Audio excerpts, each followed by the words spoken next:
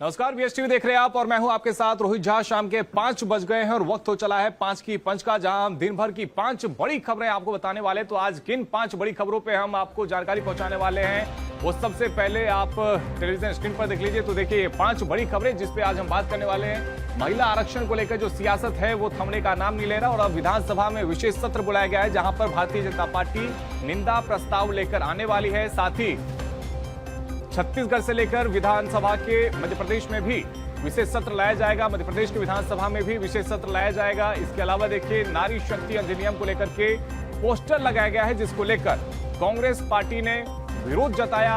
नारी शक्ति को लेकर के भारतीय जनता पार्टी अलग अलग जगहों पर अलग अलग तरह से प्रदर्शन कर रही है और पोस्टर भी अब बाकायदा लगाए जा रहे हैं। और कांग्रेस के नेताओं को परजीवी कह दिया गया। ये कहा गया कि कांग्रेस के परजीवियों ने नारी शक्ति वंदन अधिनियम को लागू नहीं होने दिया, महिलाओं को उनका हक, उनका आरक्षण उन्हें मिलने नहीं दिया। साथ ही हम बात करेंगे करेड़ा का डैडी कौन, क्योंकि विधायक प्रीतम लोधी ने एसडीओपी को लेकर, करेड़ा के एसडीओपी को लेकर के विवादित बयान दे दिया है और अब इसको लेकर के आईपीएस एसोसिएशन ने भी नाराजगी दर्ज कराई है। उन्होंने कहा है कि इस तरह के बयान से जो आईपीएस अधिकारी का मनोबल होता है उस पर सीधे सीधे असर पड़ता है। इस वजह से इस तरह के बयानों को नहीं सामने आना चाहिए, उसकी निंदा होनी चाहिए। साथ ही हम बात करने वाले हैं संजय पाठक की पेशी की, क्योंकि हाईकोर्ट के जज को संजय पाठक ने फोन लगा दिया था। अवैध खनन से जुड़ा ये पूरा मामला था और अब हाईकोर्ट में उनकी पेशी भी हुई है। साथ ही अगली सुनवाई में भी संजय पाठक को पेश होने के निर्देश दिए गए।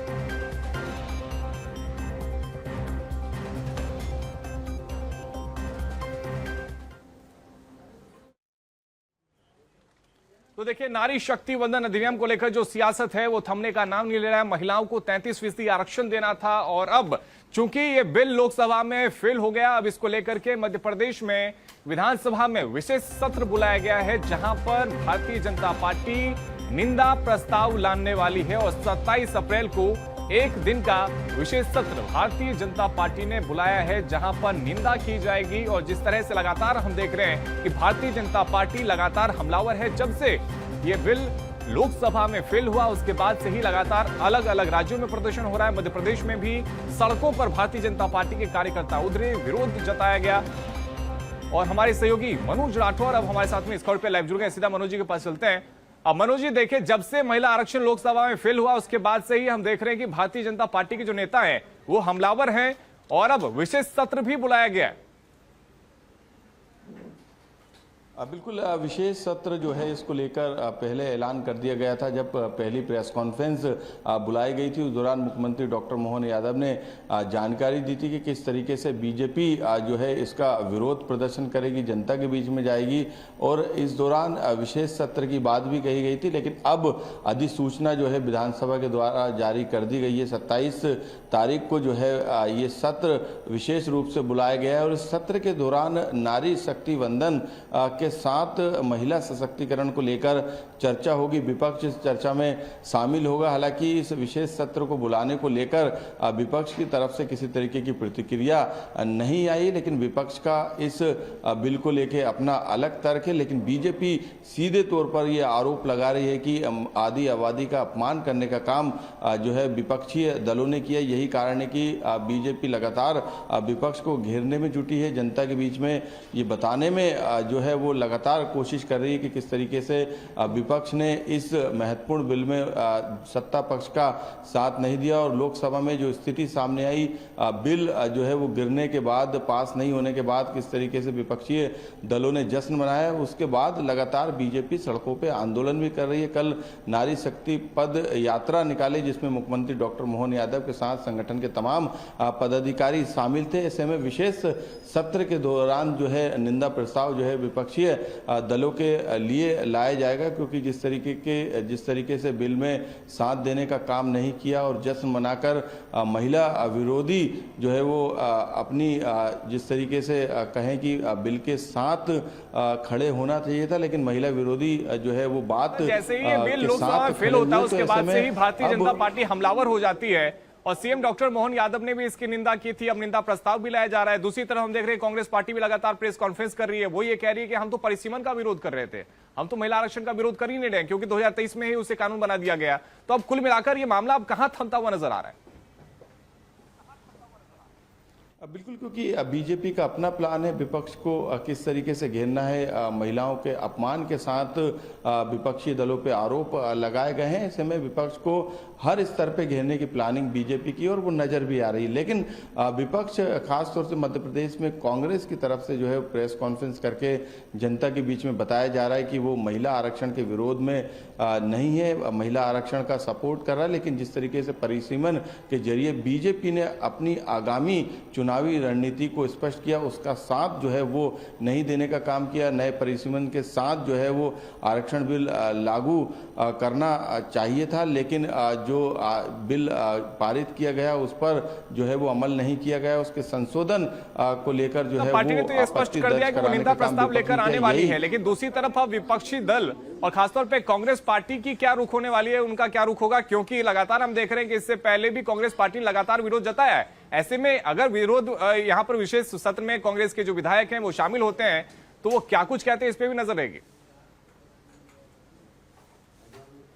क्योंकि विपक्ष अपनी बात रखेगा, सदन को अपनी बात बताने का काम करेगा। क्योंकि महिला सशक्तिकरण और जिस तरीके से बिल को पास नहीं हुआ उस पर ये पूरी चर्चा जो है विशेष सत्र के दौरान बुलाई गई। तो सत्ता पक्ष अपनी बात रखेगा कि किस तरीके से महिलाओं का अपमान करने का काम जो है वो किया, महिलाओं को आरक्षण देने का काम बीजेपी कर रही थी लेकिन उसमें साथ नहीं दिया। जबकि पीएम नरेंद्र मोदी से लेकर तमाम नेताओं ने विपक्ष से ये आग्रह किया था कि वो इस बिल में, महत्वपूर्ण बिल में उनका साथ दे। तो सत्ता पक्ष अपनी बात रखेगा, विपक्ष को भी सदन में बोलने का मौका दिया जाएगा। अब कौन कौन से सत्ता और विपक्ष की तरफ से जो सदस्य हैं वो इसमें बोलेंगे उसकी अभी सूचना जो है कार्यसूची जारी नहीं की गई। लेकिन हंगामेदार ये एक दिन का सत्र रहने वाला है। इस दौरान सत्ता पक्ष विपक्ष को पूरी तरीके से घेरने की कोशिश करेगा, निंदा प्रस्ताव लेकर आएगा। और दूसरी तरफ बात करें तो विपक्ष भी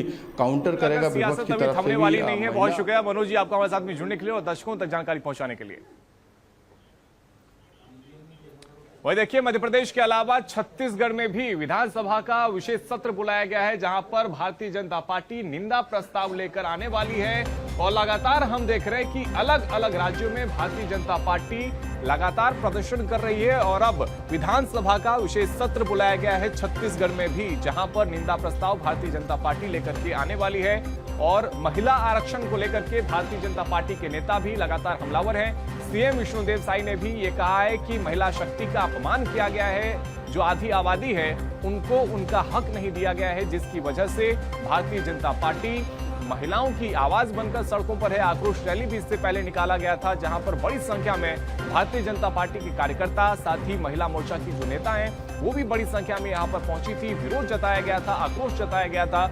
और अब हम ये देख रहे हैं कि विशेष सत्र भी बुलाया गया है जहां पर भारतीय जनता पार्टी निंदा प्रस्ताव लेकर आने वाली है और विरोध यहां पर जताया जाएगा। महिलाओं के साथ, माताओं के साथ, बहनों के साथ बहुत बड़ा अन्याय हुआ है। इंडी गठबंधन ने जिस तरह से आदरणीय मोदी जी उनको देश के विकास में 33% नेतृत्व सुनिश्चित कर रहे थे और विधेयक को पास नहीं होने दिए, तो ये बहुत बड़ा पाप है और पूरे देश की माता बहनों में बहुत आक्रोश है और विधानसभा में भी इसके लिए एक निंदा प्रस्ताव पास करें। वास्तव में देश की आबादी, आधी आबादी के साथ जो अन्याय हुआ है, धोखा हुआ है, उनको उनके वाजिब अधिकार से वंचित किया गया है। जब नगरीय निकाय में, पंचायत में महिलाओं को आरक्षण मिला हुआ है तो उन्हें विधानसभा और लोकसभा में आरक्षण क्यों नहीं मिलना चाहिए? कांग्रेस पार्टी और विपक्षी दलों ने पिछले 4 दशक से महिलाओं को उनके अधिकार से वंचित रखा है।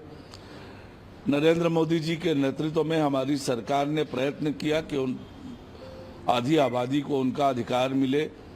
कांग्रेस और विपक्षी दलों ने मिलकर षड्यंत्र करके आधी आबादी को फिर से उनके अधिकार से वंचित किया है। तो निश्चित रूप से उनकी आवाज को और बुलंद करने के लिए ये विशेष सत्र बुलाया है।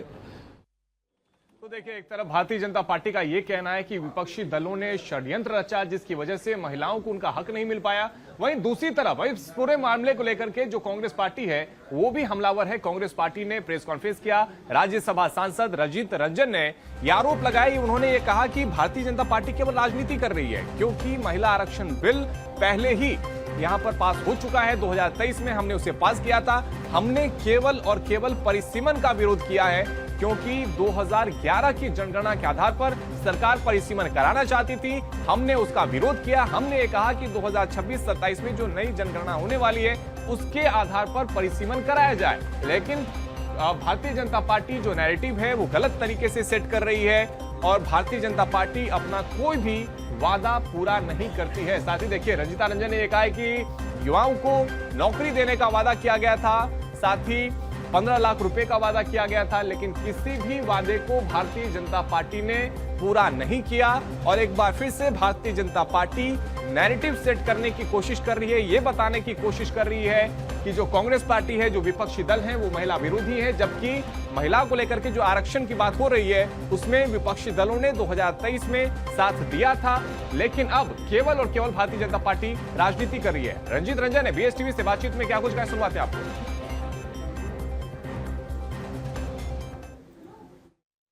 चर्चा चल रही है तो वो नारी शक्ति वंदन अधिनियम है। इसको लेकर के भारतीय जनता पार्टी पूरे देश भर में विरोध प्रदर्शन कर रही है। कांग्रेस और इंडिया गठबंधन को लेकर के जो है देख सकते हैं लगातार एक नेगेटिव नैरेटिव जो है सेट करने का प्रयास किया जा रहा है। हमारे साथ कांग्रेस से देख सकते हैं राज्यसभा सांसद रंजीत रंजन जी जो है मौजूद हैं। जिस तरीके से ये पूरा अधिनियम जो है वो लाया गया था, बिल जो है वो पास नहीं है, उसके बाद एक नैरेटिव जो है भाजपा द्वारा सेट किया जा रहा है कि आरक्षण की विरोधी कांग्रेस है। इसको लेकर के कांग्रेस क्या करे? उसका काम सिर्फ नैरेटिव सेट करना है। 15 लाख आम आदमी के पॉकेट में आएंगे, वो भी तो नैरेटिव था ना। स्विस बैंक से काला धन लाएंगे, नैरेटिव था। नोटबंदी नैरेटिव था। युवाओं को 2 करोड़ नौकरी देंगे, नैरेटिव था। अभी मुझे लगता है कि ये जो 1000, 5000 ढाबे सारे बंद हो रहे हैं, गैस सिलेंडर इतना महंगा है, अब उस नैरेटिव को चेंज करने के लिए इन्होंने महिलाओं के कंधे पे बंदूक रखी। सबसे पहली बात है, ये टेक्निकल लोगों को गुमराह कर रहे हैं। महिला बिल 2023 में पास है। 3 साल चुप रहे, आनंद फानंद में ये विशेष सत्र लेके आए और सबसे आश्चर्य की बात है 3 साल के बाद जो महिला बिल पास था उसका नोटिफिकेशन 3 साल के बाद 16 अप्रैल को रात में 9:30 बजे हुआ है। तो ये तो सरकार हम सबको धोखा दे रही थी। दूसरा, महिला बिल पास है, ये 2 संशोधन उसके साथ पेज में लेकर आए, एक परिसीमन और एक सेंसेक्स का। अब ये पहले जब हम लोगों ने 23 में बोला कि भाई कि आप 543 में ही कर दीजिए, तो बोले नहीं, सेंसेक्स होगा, जनगणना होगा, परिसीमन होगा। अब कह रहे हैं सेंसेक्स तो 2011 का ही रहेगा लेकिन परिसीमन होगा। भाई जाति जनगणना होगी नहीं तो परिसीमन कैसे होगा? उनकी नियत में सिर्फ पेज फंसाना है और महिलाओं को आरक्षण नहीं देना है। कांग्रेस यही बात हर जगह कह रही है कि हम आज भी अगर मोदी साहब कह दे कि ये संशोधन आप परिसीमन को साइड कीजिए और आज की तारीख में महिला बिल पास है, 543 में ही 33% दीजिए, पूरा विपक्ष तैयार है। तो ये आपने सुना राज्यसभा सांसद रंजीत रंजन को, जिन्होंने बताया कि किस तरीके से इस पूरे बिल को लेकर के जो सियासत चल रही है देश भर में उसको लेकर के कांग्रेस लगातार विरोध कर रही है और कांग्रेस इसका जो है जवाब देती हुई नजर आएगी। कैमरा पर्सन गणेश के साथ करिश्मा सोनी, बीएसटीवी, रायपुर। अब बात कर लेते हैं भारतीय जनता पार्टी के विधायक प्रीतम लोधी की, क्योंकि जो बयान उन्होंने दिया था उस बयान के सामने आने के बाद अब कई तरह के सवाल उठ रहे हैं। सवाल उनकी भाषा को लेकर भी उठ रहा है क्योंकि जिस तरह की भाषा का उन्होंने इस्तेमाल किया था वो बेहद ही विवादित है। क्योंकि उन्होंने ये कह दिया कि करेड़ा किसी के डैडी का नहीं है और ये बात उन्होंने करेड़ा के एसडीओपी के लिए कहा, जिसके बाद में अब इस वीडियो के सामने आने के बाद कई तरह के सवाल उठने लगे। और ये पूरा मामला भी देखिए, आपको मालूम होगा उनके बेटे जिन पर आरोप ये लगा था कि थार से उन्होंने एक बाइक सवार को टक्कर मारी थी जिसपे 3 लोग सवार थे, तीनों घायल हो गए थे, साथ ही 2 महिलाओं को भी टक्कर मारी गई थी। लेकिन जब वीडियो बनाया जा रहा था तो बेटे ने भी ऐसी तरह की कुछ बात की थी।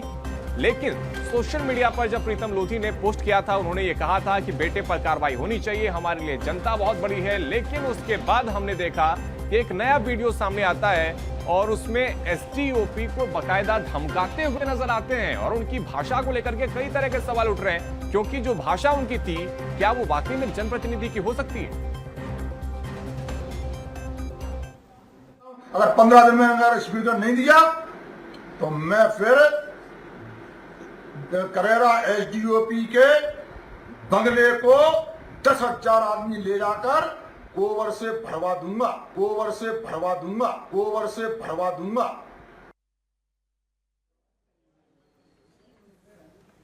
देखिए, प्रीतम लोधी के बयान की पूरी कहानी क्या है पूरा मामला, ये भी आपको समझा देते हैं। क्यों प्रीतम लोधी ने इस तरह का बयान दिया था जिसे विवादित कहा जा रहा है, वो मामला क्या है ये भी समझ लीजिए। दरअसल देखिए, करेरा में थार हादसे से ये पूरा विवाद शुरू हुआ था। 16 अप्रैल को बाइक और महिलाओं को टक्कर मारी गई थी और ये आरोप प्रीतम लोधी के बेटे के ऊपर लगा था, जिनका नाम दिनेश लोधी है।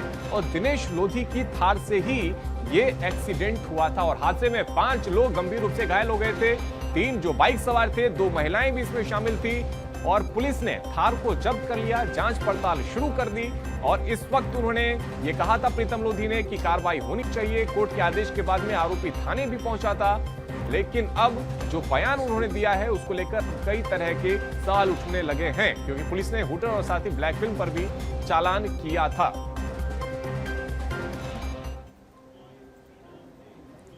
तो देखिए, प्रीतम लोधी के बयान के सामने आने के बाद अब इस पर सियासत भी शुरू हो गई है और पीसी शर्मा ने इस पर सवाल उठाए हैं। साथ ही उन्होंने कहा है कि भारतीय जनता पार्टी को कार्रवाई करनी चाहिए, जो उनकी विधायकी है उसे खत्म कर देना चाहिए।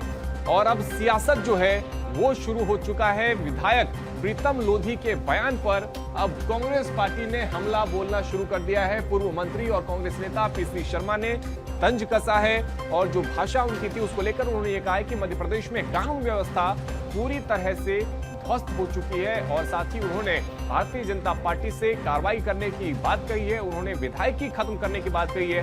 क्या कुछ कहा है पीसी शर्मा ने, सुनवाते हैं आपको। देश में जो कानून व्यवस्था कोलैप्स है, यही वजह है कि इनके एमएलए और फिर उनका बेटा वारदात करता है, 5 लोगों को घायल कर देता है, उनको अस्पताल नहीं पहुंचाता, जिम करने चला जाता है और उसका उनके डैडी, उनके पिताजी विधायक जी पूरी दादागिरी कर रहे हैं कि हमारा पुराना इतिहास देख लो। जो एसडीओपी है उनके घर में गोबर फेंक देंगे। तमाम तरह की जो पुलिस प्रशासन की बेइज्जती हो सकती है, शासन की बेइज्जती होती है, इससे ज़्यादा बेइज्जती नहीं हो सकती। सीधा सीधा भारतीय जनता पार्टी जो कहती थी we are party with difference, उनको एक्शन लेना चाहिए कि विधायकी खत्म करना चाहिए। तो एक तरफ जहां प्रीतम लोधी के बयान को लेकर के सियासत हो रही है, कांग्रेस पार्टी ने इसकी निंदा की है, वहीं दूसरी तरफ आईपीएस एसोसिएशन ने भी प्रीतम लोधी के बयान की निंदा की है। उन्होंने कहा है कि जो प्रीतम लोधी का बयान है उससे प्रशासनिक अधिकारियों के मनोबल पर असर पड़ेगा और विधायक प्रीतम लोधी के बयान के सामने आने के बाद जो अब विवाद है वो गहराता नजर आ रहा है। एसडीओपी आयुष जाखड़ को लेकर के उन्होंने विवादित टिप्पणी की थी और इसके बाद आईपीएस एसोसिएशन ने इस पर बाकायदा विरोध भी जताया है और उनकी भाषा को अमर्यादित बताया है और उसकी निंदा भी आईपीएस एसोसिएशन ने की है। हमारे सहयोगी मनोज राठौर इस खबर पे हमारे साथ में लाइव जुड़ गए। अब मनोज जी, जो भाषा थी प्रीतम लोधी की उसकी अब हर जगह पर निंदा हो रही है, आम जनता उसकी निंदा कर रही है, जो नेता हैं वो उनकी निंदा कर रहे हैं और इसके साथ ही अब जो आईपीएस एसोसिएशन है वो भी बाकायदा निंदा वो करते हुए नजर आ रहे हैं।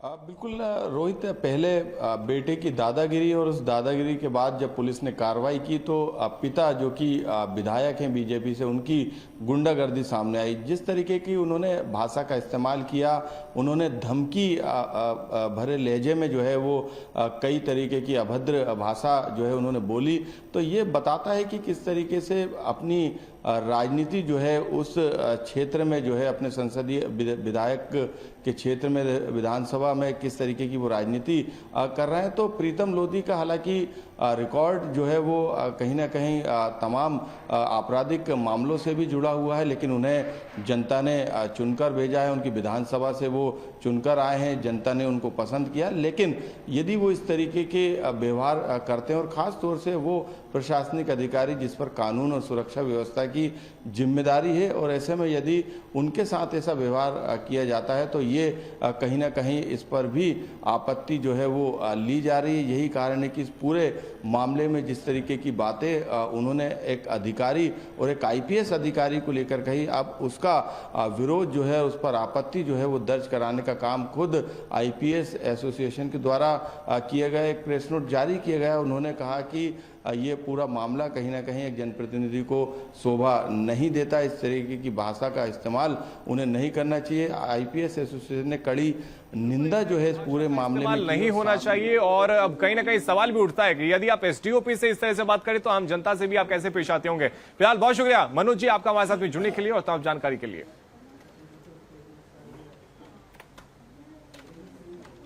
तो वहीं देखिए, महिला आरक्षण को लेकर के जो सियासत है वो थमने का नाम नहीं ले रही है और अब सियासत पोस्टर पॉलिटिक्स में तब्दील हो चुकी है। बाकायदा हर जगह पर पोस्टर लगाए जा रहे हैं और इसमें भारतीय जनता पार्टी ने नारी शक्ति वंदन अधिनियम पर वोट नहीं करने वालों को परजीवी बताया है और बीजेपी दफ्तर के सामने परजीवी वाले होर्डिंग पर अब कई तरह के सवाल उठने लगे हैं। इस पर बवाल होने लगा है क्योंकि पोस्टर में राहुल गांधी, साथ ही ममता बनर्जी, अखिलेश यादव, साथ ही स्टालिन को भी दिखाया गया था और बीजेपी दफ्तर के सामने परजीवी वाले होर्डिंग पर ये बवाल होता हुआ नजर आया है और पोस्टर को युवा कांग्रेस ने फाड़ भी दिया। यानी कि जो कांग्रेस के नेता हैं वो भी यहां पर पहुंच जाते हैं, बाकायदा पोस्टर को फाड़ भी देते हैं और जो पोस्टर पॉलिटिक्स है वो यहां पर शुरू हो जाती है। क्योंकि देखिए, अब सड़कों पर में दोनों ही पार्टी के जो नेता हैं वो उतर चुके हैं और नारी शक्ति वंदन अधिनियम को लेकर के जो सियासत है वो थमने का नाम नहीं ले रही।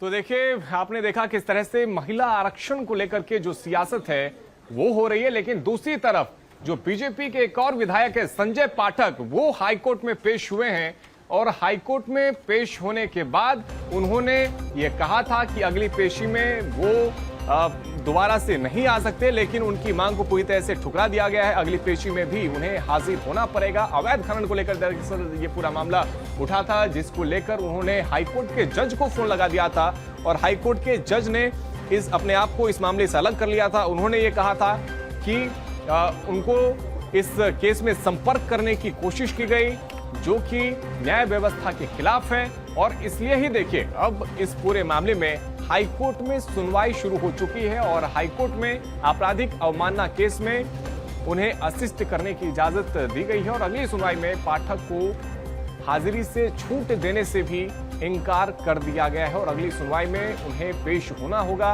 और इस पूरे मामले में अगली सुनवाई भी अब होने वाली है। और हमारे सहयोगी प्रतीक अवस्थी इस कॉल पे हमारे साथ में फोन लाइन पे जुड़ गए। प्रतीक, क्या है पूरा मामला और अब इस पूरे मामले में अब तक क्या कुछ हुआ है?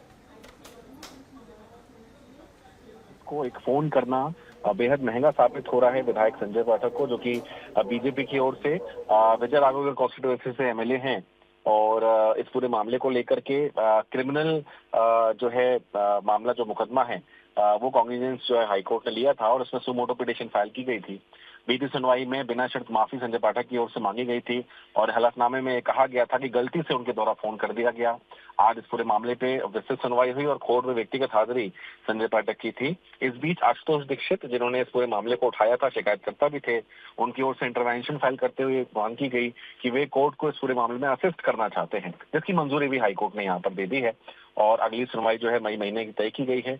और एक और मांग जो संजय पाठक की ओर से की गई थी कि उनकी व्यक्तिगत उपस्थिति की जो अनिवार्यता है उसमें निरस्त किया जाए, लेकिन हाईकोर्ट ने उसे खारिज कर दिया और आदेश दिए हैं कि संजय पाठक को अगली सुनवाई में भी अदालत में पेश होना होगा।